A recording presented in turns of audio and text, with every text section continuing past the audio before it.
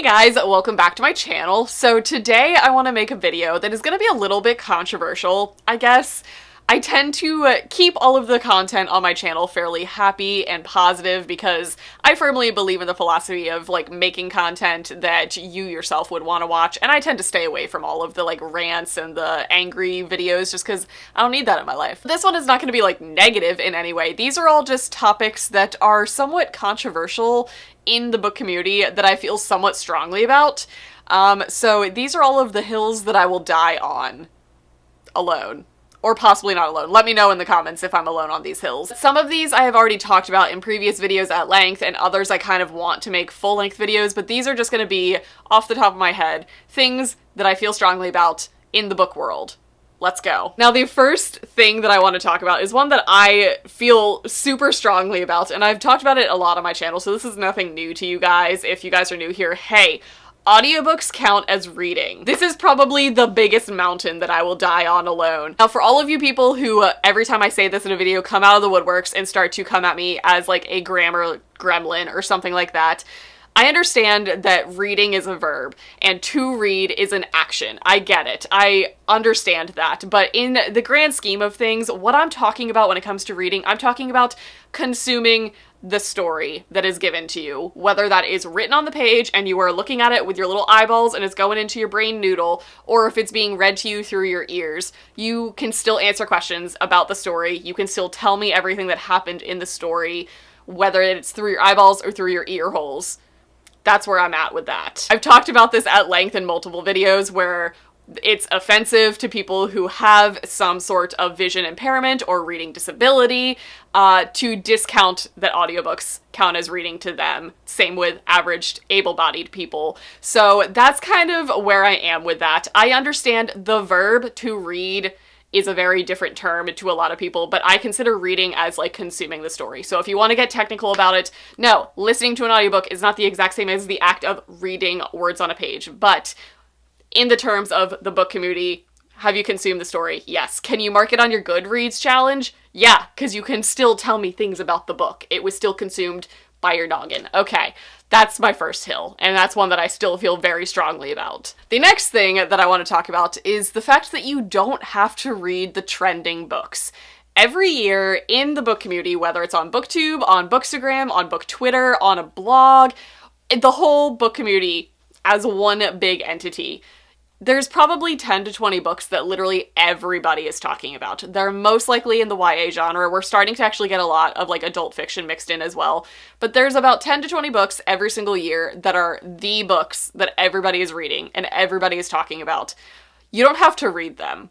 That's something that I've kind of had to come to terms with on my own, especially being in the book community. Especially when you're starting out as a new booktuber or a new blogger, you feel obligated to talk about all of the books that everybody's talking about, whether you want to read it or not, but primarily to get noticed, because I feel that's generally how people find your channel, is they happen to be looking for things about a specific book, or you see other people talking about this book, so you'll click on another person to see another person's opinion.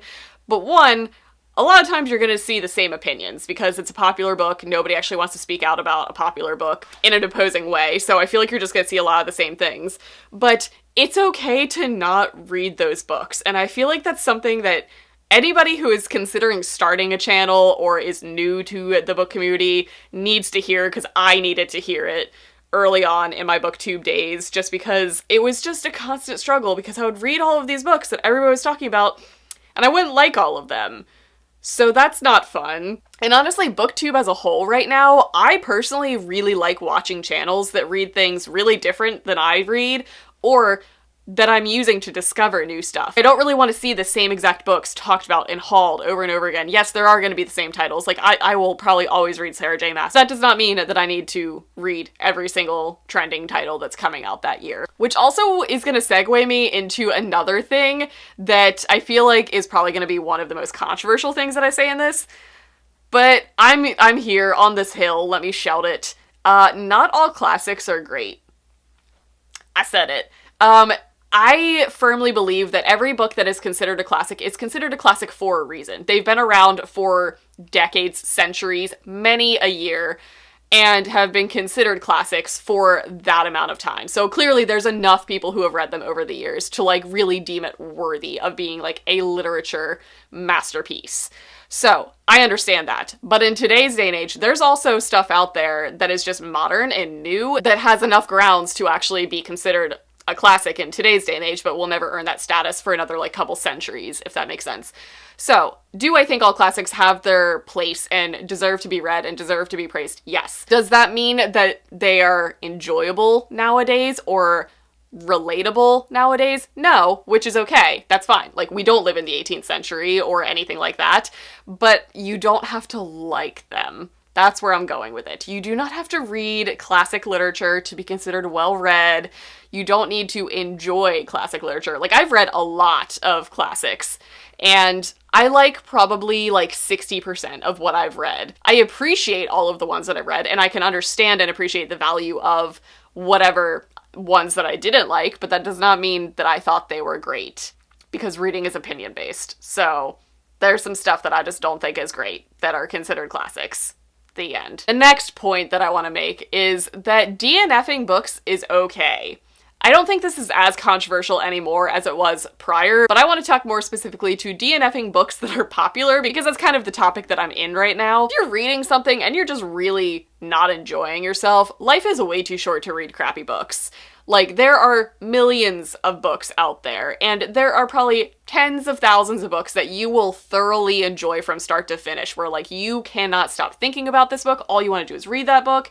There's thousands of books that are like that exist in the world, or that are going to come to exist soon for you specifically as a reader. So if you are slogging your way through the first 100 pages of a book, and you're just not enjoying yourself, you're not excited to pick that book up, get rid of it. Like, you don't need that kind of negativity in your life, okay? Just read better books. Life's too short. DNF. Next point that I want to make is something that I just want to chime in on that has been a really big discussion point in the recent years in the book community. And I personally believe that reading problematic books does not make you problematic. That's a thing that I feel like more people need to hear. The term problematic is being thrown around so much recently, and honestly, it's a good thing to be talked about and discussed, especially in the book community, and especially in pop culture nowadays, just because it's shedding light on the things that are problematic, like things that are not great and not good representation or can cause issues in the real world. I understand that, but what I'm talking about is more so when you're reading a book that has problematic characters in it, and you're really liking it, that's okay. As long as you're aware of the issue, or even if you're not, and maybe you read this book, you just thoroughly love the whole thing, you look at some reviews and you see that XYZ characters were problematic, or this scene was problematic, it might open your eyes to a concept that you might have been blind to before, that you didn't even realize was problematic. So honestly, reading problematic books is probably a better thing because it's kind of opening your eyes up to things that you might not have otherwise realized were bad. So that does not make you a bad person for enjoying a problematic book, as long as you're aware of it and you acknowledge it, and you're also acknowledging the fact that, like, you don't want to be this character. It's a book. You don't want to be the main character of a book who deals with problematic stuff or does problematic things, okay? Now, when you hear the term problematic, I feel like there's a lot of different connotations that come with it, though, because I feel like you can have a character who does, like, problematic things. Like, there are problematic actions in books where something might be racially insensitive, culturally insensitive, anything like that. That's okay as long as it's acknowledged in the book, or you acknowledge it as a person, because sometimes problematic things are necessary for character growth. It's more so an issue when an author writes something and doesn't realize that it's offensive or that it has really negative connotations for the audience that would be consuming this story. So that's kind of where the divide is, because I feel like problematic is a term that gets tossed around constantly in reviews nowadays. Now, I feel like a lot of people are very nervous to speak out about books that are labeled as problematic if they enjoyed their experience. So there's like a divide there between, like, what the term is used as in the book community and what it actually can be in a book versus just having, like, a character who makes bad choices. Does that make sense? I'm gonna get off this tangent because I'm getting uncomfortable discussing this at this point. Okay, I'm gonna switch gears now. The next thing that I want to talk about is something that I feel really passionate about, especially now as the reader that I am right now. Romance books can be 5-star reads.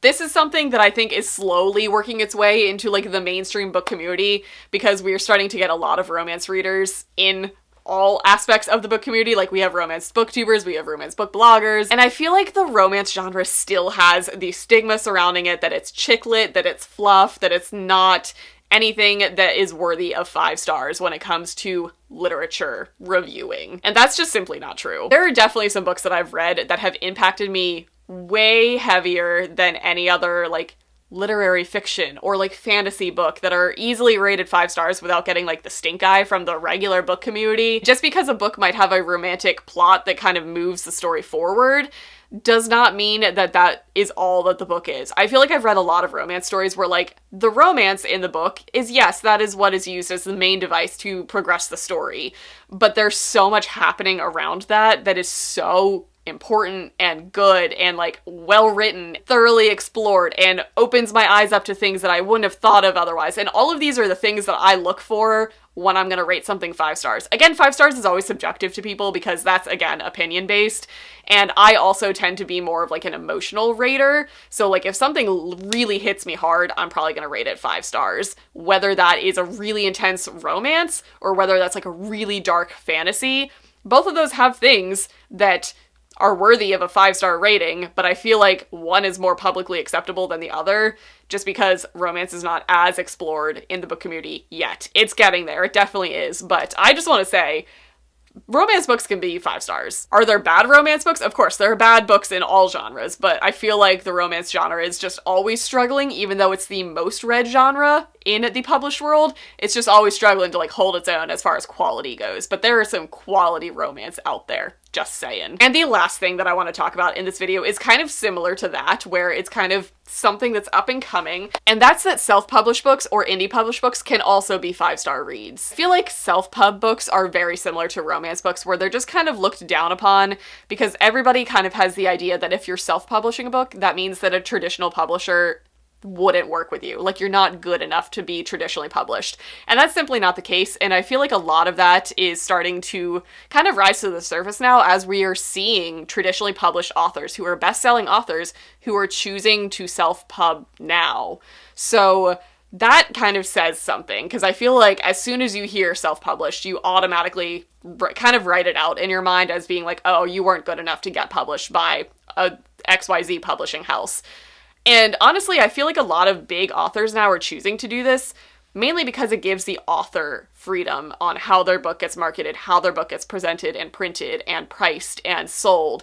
Like, they pretty much retain almost all of the control then when they get to choose their own cover, when they get to choose how it's released, when it's released, what price point it's released at, and how it's marketed, versus depending on your publishing house to do that for you. So I've seen, like, Colleen Hoover, I know, has been traditionally published, and she also does indie publishing, and she also does self-publishing, which I think is commendable, because as an author who has been traditionally published, you kind of get the limelight, and now she's working on her own and still being as successful. I feel like Verity, which she self-published this past year, was her most talked about book, just because she kind of switched genres there. But it was her most talked about book I've ever heard of from her, even though she's a well-loved author. So I think this is a route that I'm curious to see if more authors end up taking. There are definitely authors who are contracted to certain publishing houses, and I understand that's how it works. Reeling myself back in, when it comes to self-published books and indie published books, that does not mean that the story is lacking in any way.